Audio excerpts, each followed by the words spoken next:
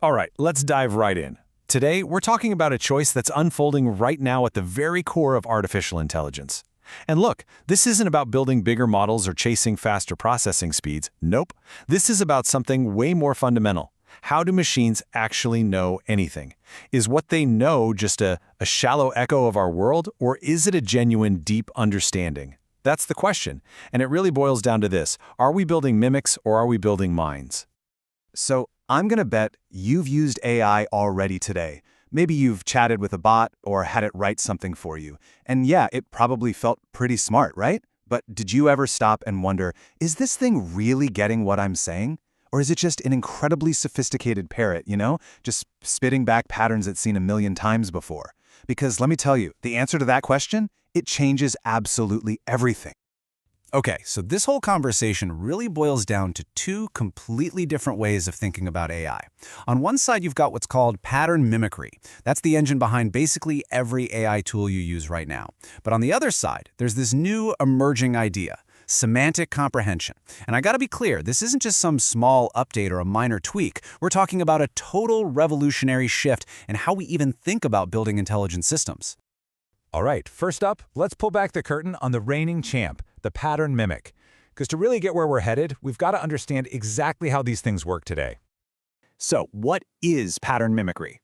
Honestly, the best way to think about it is like the world's most powerful autocomplete. I mean, these models have basically read the entire internet. But here's the catch. They don't understand that Paris is the capital of France.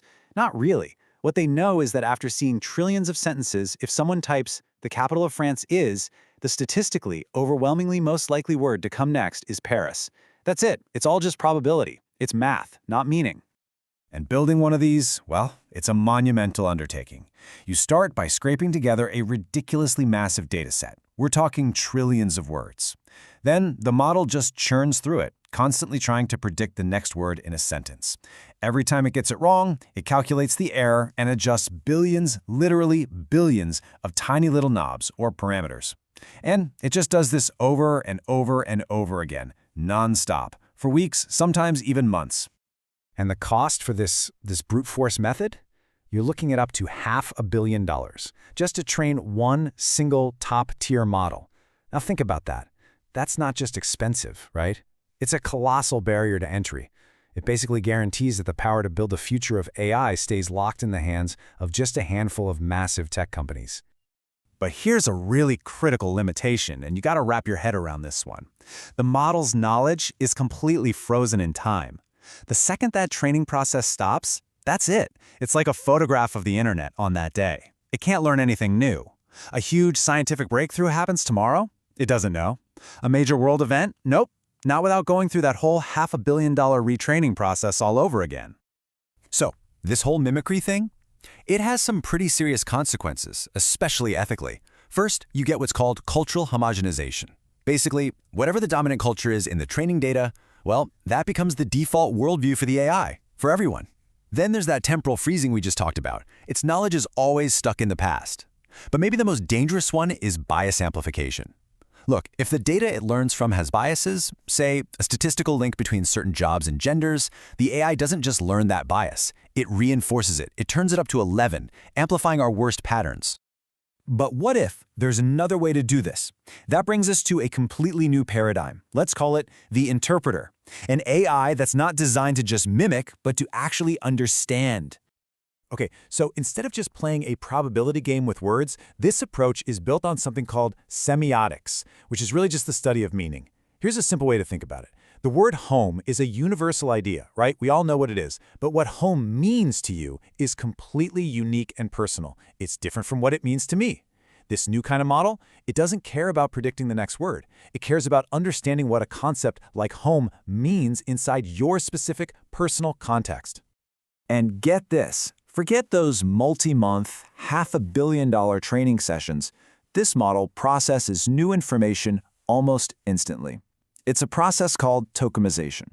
Instead of just guessing the next word, it actually breaks an idea down into its core semantic parts, gives each part its own unique cryptographic idea, a token, and then files it away. It's kind of like creating a super fast, perfectly organized digital library of concepts, and it does it in microseconds. Now, the absolute heart of this whole new system, the real game changer, is something called the Private Perspective Portal, or PPP for short. This is genuinely revolutionary. Think of it as your own personal private framework that the AI uses to see the world. It's both a permanent memory and a totally customizable lens that shapes how the AI understands everything. So this PPP, it does three incredibly important things. First, it acts as a permanent memory. The AI actually learns and remembers things about you over time, unlike current models that basically have amnesia and start fresh every single time you talk to them. Second, it's your custom interpretive lens. It provides your unique cultural context. And third, it's a moderation filter. This is huge. You get to control what's acceptable and what's not some developer in a boardroom thousands of miles away. Okay, so we've gotten a little technical, but what does all of this actually mean for us, for everyone? Well, this is where we zoom out from the code and look at the massive impact this has on our culture, our ethics, and even our idea of truth itself. Just look at this comparison. It really lays out the fundamental shift in where the AI gets its knowledge. With the old pattern mimics, all knowledge comes from a giant static dataset controlled by the developer. But with semantic comprehension, knowledge emerges from how your personal lens, your PPP, interprets universal ideas. You see what's happening? The source of truth literally shifts from the corporation back to you, the user. And the ethical implications here are just massive. The old models, they just swallow and amplify all the biases from their training data.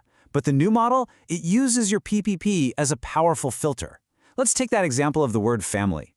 There's a universal concept for it, but through one person's PPP, it might be interpreted as a nuclear family. Through another's, it can mean a huge, extended, multi-generational family.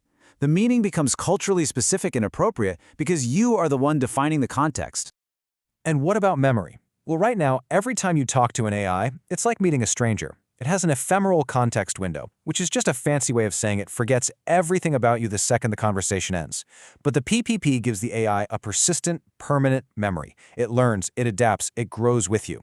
It's the difference between explaining your life story to a stranger over and over again versus talking to a friend who actually knows you. This completely flips the script on the economics and the power dynamics of AI. Remember that $500 million price tag? That concentrates all the power in the hands of a few tech giants. But because this new comprehension model doesn't need that massive training process, it allows for what you could call decentralized sovereignty. Suddenly anyone, any individual, any small organization can participate in building this future without being dependent on a handful of massive corporations. Oh, and we haven't even talked about the environmental impact, which is staggering. By completely getting rid of that massively energy-intensive training phase, this new architecture uses an estimated 400 times less energy. Let that sink in, 400 times. This isn't just a small improvement, this is a realistic path toward making AI actually sustainable for the entire planet. So where does all this leave us? Well, it's pretty clear we're at a crossroads. We're facing a fundamental choice about the very nature of the intelligence we decide to build. When you boil it all down, this is the core of it. The shift is from an AI that can only repeat a static, biased version of the past to an AI that can actually interpret the living, breathing present through a lens that we control. There's a quote from the source material that really hammers this home. The distinction between mimicry and comprehension becomes existential. And think about it. As we start letting AI make critical decisions in things like medicine, law, and finance, the difference between a system that's just mimicking patterns and one that actually comprehends the situation, well, that's not just a technical detail. It becomes essential to building a future that we can actually trust.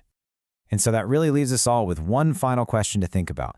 The choice is between a mimic that blindly reflects the patterns and biases of its corporate creators, or an interpreter that can reflect the unique values and context of its user.